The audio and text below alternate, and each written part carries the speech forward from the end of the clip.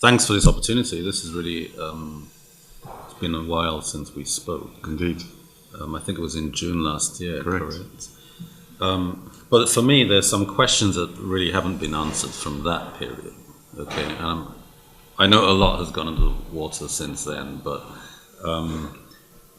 there are concerns in the community about, how this whole thing started, the whole relationship with the government, with CIBC, etc. And so what I'd like to clear up first is who made the first contact? So CIBC acted as, and continues to act as, advisor to the minister. And when CIBC learned about the track record and the project that Aecon had done with CCC in Quito of Ecuador, a government-to-government deal involving Canada and Aecon, they spoke to the minister to explain exactly how that had happened. And he was intrigued and requested a meeting. So a meeting was arranged by CIBC between the minister, Aecon, and CCC to explore whether the solution that we had tailor-made really for developing the airport in Quito, Ecuador might be interesting or useful for Bermuda, because there was a desire to develop the airport project. Okay, so CIBC made the contact with Aecon initially. That's right. Okay. Is there a possible role in the future for CIBC as financiers or? Well, CIBC is advisor to the government, so that is their role. But you'll be financing the. Aecon will be raising the financing. Right. Will there be a relationship with CIBC for the financing? From there shouldn't be. CIBC is the government's advisor. Okay. Do you consider that the CIBC may have been conflicted since they're already an advisor to the government in approaching Aecon about this? No, CIBC was looking for solutions, so it was perfectly natural that they would be talking to market players that might have good ideas about how this may be done.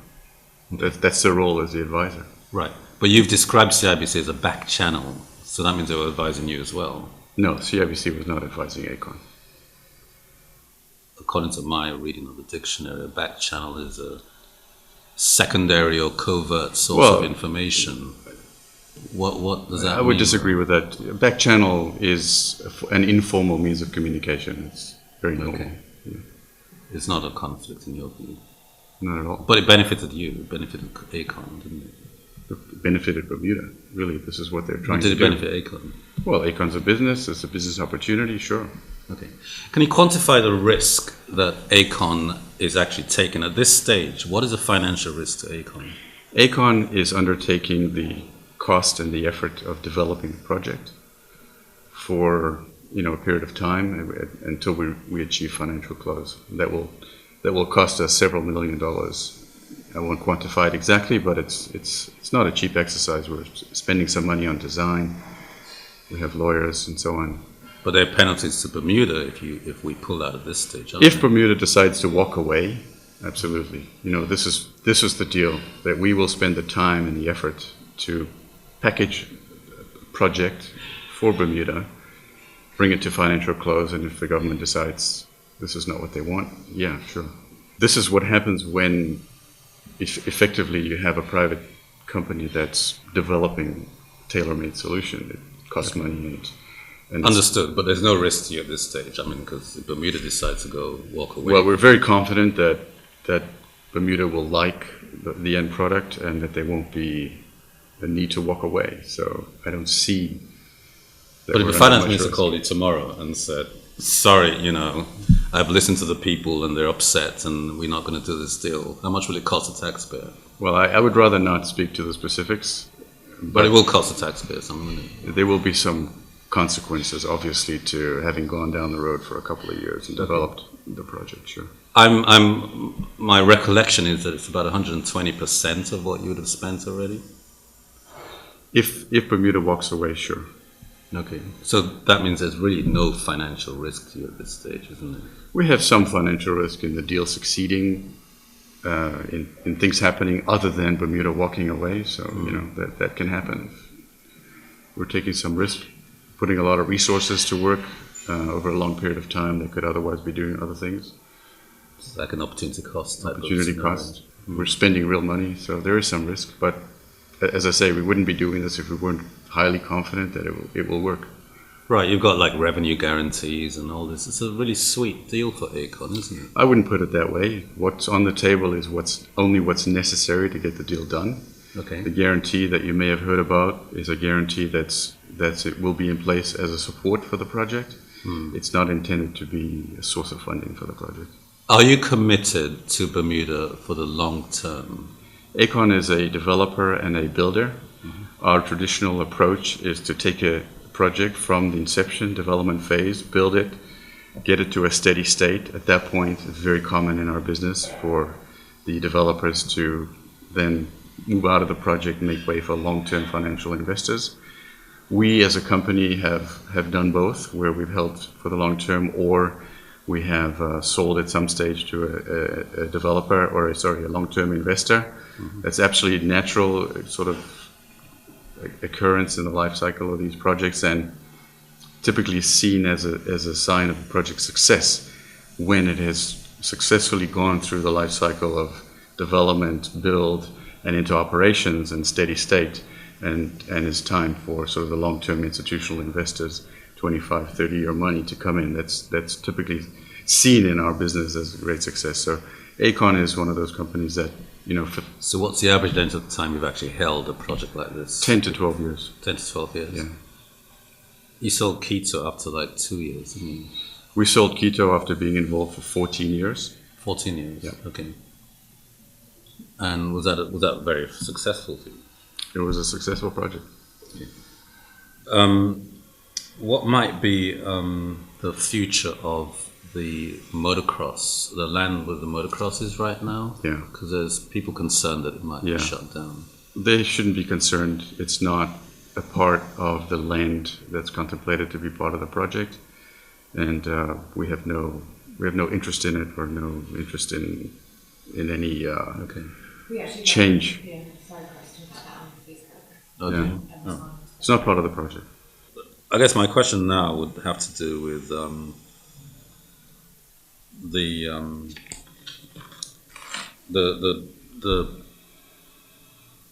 debacle in Cayman, because you went to Cayman, right? And initially there was support, and then they decided to pull out. What happened there?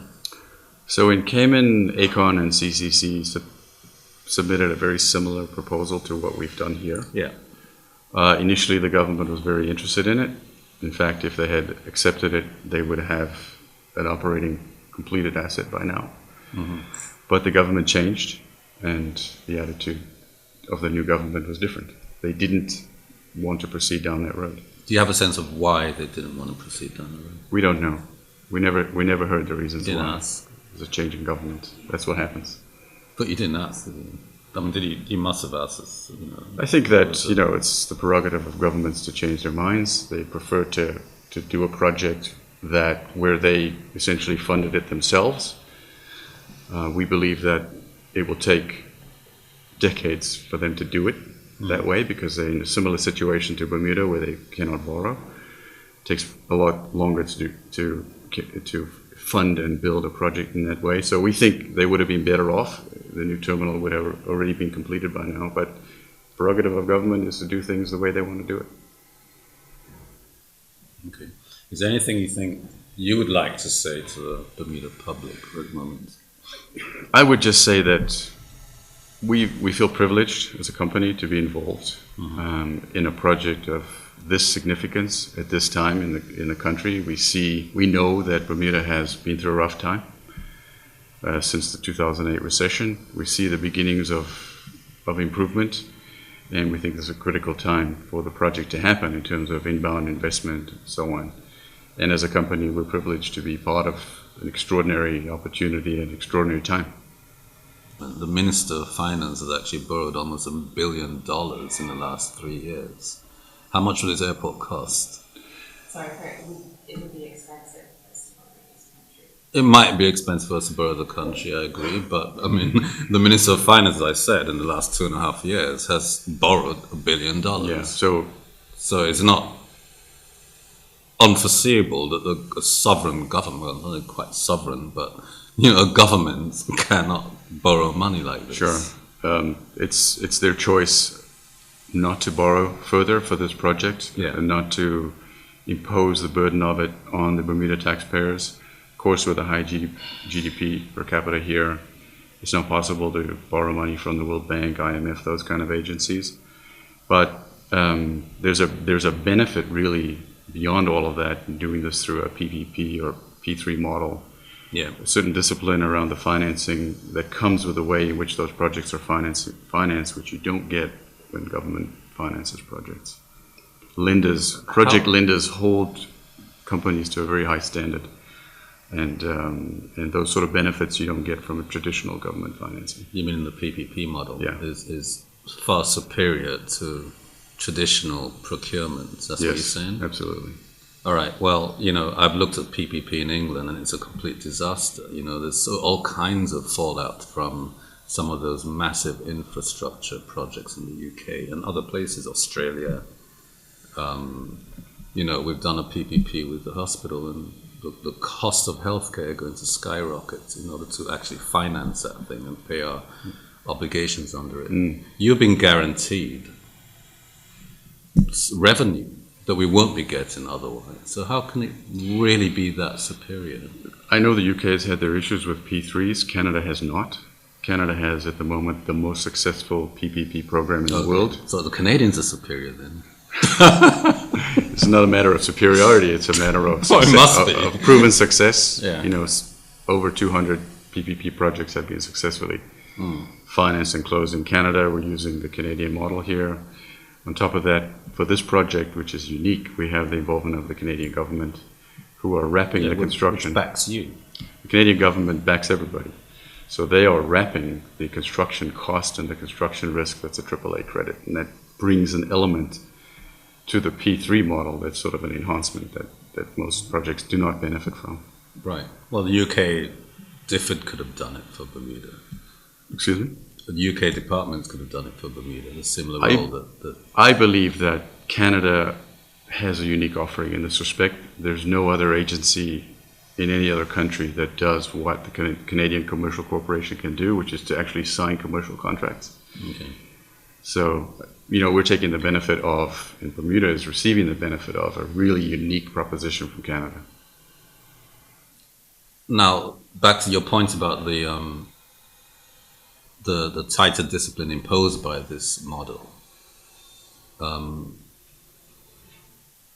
Some people might not be convinced if you're getting a revenue guarantee, you cannot lose money on this deal. How does that impose a tighter discipline? For example, I mean, even now, if Bermuda was to pull out, you get all your money back plus 120%, correct? Correct. Who's controlling what you're spending now on behalf of the Bermuda taxpayer? We are controlling what we're spending, and we're regularly reporting how we're doing and what we're doing to our counterparts here. Mm-hmm. We're an expert at developing projects like this, and so we're very careful about what we're doing. We obviously don't just shell out. Who's a check on you for the Bermuda taxpayer? We're a public company, and we are highly structured and highly disciplined. We don't. But you answer to Canadian regulators. I'm saying, what's a mechanism for accountability on the Bermuda side? Bermuda has a series of world-class advisors that are advising the Department of Airport Operations and the Ministry.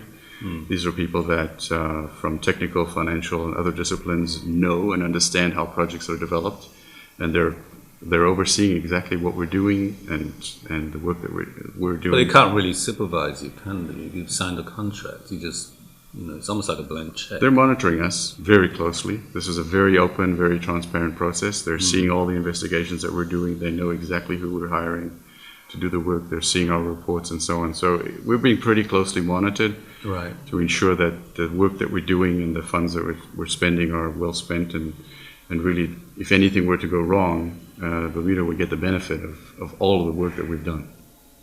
How do they check on what? I mean, for example, if you decided to pay, exorbitant rates for services, what? The way the agreement works with Bermuda is we will only be reimbursed for reasonable expenses incurred, not any expenses incurred.